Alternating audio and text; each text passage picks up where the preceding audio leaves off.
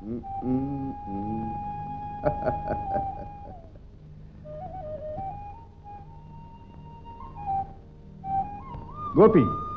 నా దుస్తులు నీకెంత బాగా సరిపోయాయి. చూడటానికి చాలా ముచ్చటగా ఉన్నావు.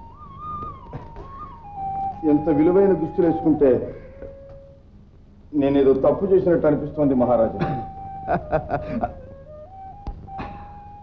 గోపి, నువ్వు అద్దంలో చూసుకుంటూ ఉండు. నాకు చిన్న పని ఉంది, ఇప్పుడే వస్తా. మహారాజ్, నువ్వు చూసుకుంటూ ఉండవంటే.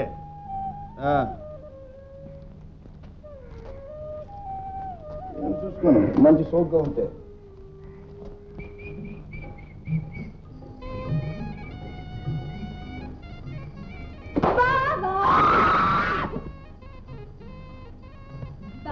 నువ్వెంత మంచివాడే బావా. నిన్న రాత్రి నువ్వంత వెటకారంగా మాట్లాడేసరికి నాకెంత ఉక్రోషం వచ్చిందో తెలుసా? పాపం ఆ అమ్మాయికుడికి మా నాన్నగారు అంత కఠిన శిక్ష విధించేసరికి నా పై ప్రాణాలు పైకే పోయాయి. దేవుళ్ళ వచ్చి రక్షించారు. ఏం బావా, అసలు నీ స్నేహితుడని ఒక్క మాట నాతో చెప్పకుండా ఎంత నాటకం ఆడవు నా దగ్గర. ఓ బావా, నీకంతా వేళాకోవడం.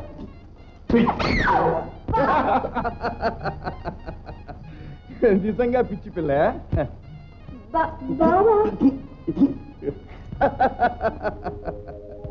అంత మచ్చికైన మా మరదల పిల్లే మోసపోయింది. మహారాజా, అంత ముచ్చటగా ఉందో మన పోలిక. ఆ పిల్ల పక్కన కూర్చుంటే అది అలాగుంటుంది. తప్పు తప్పు. రాచమందిరాల్లో పిల్లాగిల్లా అనకూడదు. దేవి, పద్మావతి దేవి అని సంబోధించాలి. అదేదో పుస్తకాల్లో భాషలాగుంది మహారాజా. కాస్త బుర్రకెక్కించబోయ్. మందిరాలు చూపిస్తాను, పద.